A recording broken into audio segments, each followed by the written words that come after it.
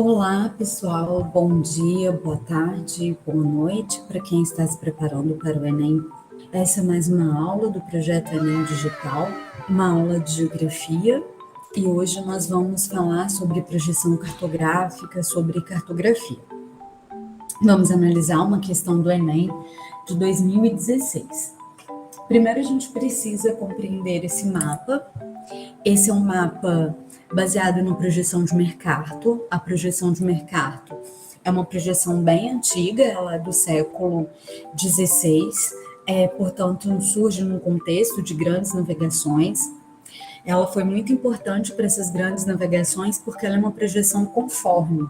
Ela mantém a forma dos continentes, ela mantém os ângulos. Ela é uma projeção, porém, que distorce o território, distorce as áreas, e isso acontece quando está mais afastado da linha do Equador. Então, quanto mais afastado da linha do Equador, maior vai aparecer o território nessa projeção. Analisando esse mapa, a gente pode perceber que no norte da América aparece a Groenlândia. A Groenlândia aparece muito grande nessa projeção, parece até maior do que a América do Sul, porém ela tem um território muito menor. Isso acontece porque ela está nas regiões mais afastadas da linha do Equador, né? Ela já está na região polar. Vamos então analisar as alternativas. A projeção cartográfica do mapa configura-se como hegemônica desde a sua elaboração no século XVI. Então, a projeção mais conhecida, aquelas que a gente vê nos mapas, e isso desde o século XVI, ela ainda é muito importante para a navegação por manter a forma, né? Por ser conforme. A sua principal contribuição inovadora foi a redução comparativa das terras setentrionais.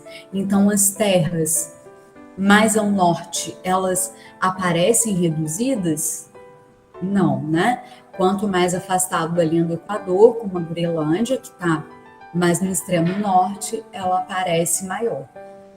Alternativa A, portanto, errada, é o contrário. E isso também não seria uma contribuição inovadora. Na verdade, isso é uma distorção, né? Manutenção da proporção real das áreas apresentadas também não mantém a proporção das áreas. O continente europeu ele parece maior, a Antártica, né, Groenlândia, os Estados Unidos, o Canadá, por estarem mais afastados do Equador. Alternativa B, errada. Lembrando que a projeção de Peters, essa sim, ela mantém as áreas proporcionais dos continentes. Mas a gente está analisando esse mapa, que é uma projeção de Mercator. Letra C, consolidação das técnicas utilizadas nas cartas medievais. Também alternativa errada.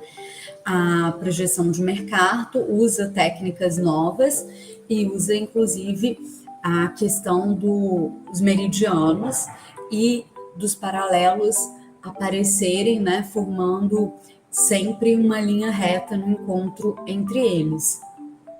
Os meridianos, eles têm sempre a mesma distância entre eles, já os paralelos, essa distância é alterada à medida que se afasta da linha do Equador, né? Até por isso a distorção. Mas eles sempre, como a gente pode ver no mapa, vão formar um ângulo de 90 graus, o encontro do meridiano com um paralelo. Valorização dos continentes recém-descobertos pelas grandes navegações, na letra D, também é alternativa errada. Porque se fosse a valorização dos continentes, eles não apareceriam proporcionalmente tão menor que o continente europeu, que as terras mais ao norte, que as terras dos colonizadores. Alternativa errada. Além disso, as terras da Europa, que é o continente dominante, né, nesse momento, elas aparecem ao norte, elas aparecem em uma posição de destaque nesse mapa, então é o contrário. Letra E, a adoção de um plano em que os paralelos fazem ângulos constantes com o meridiano. Correto, né?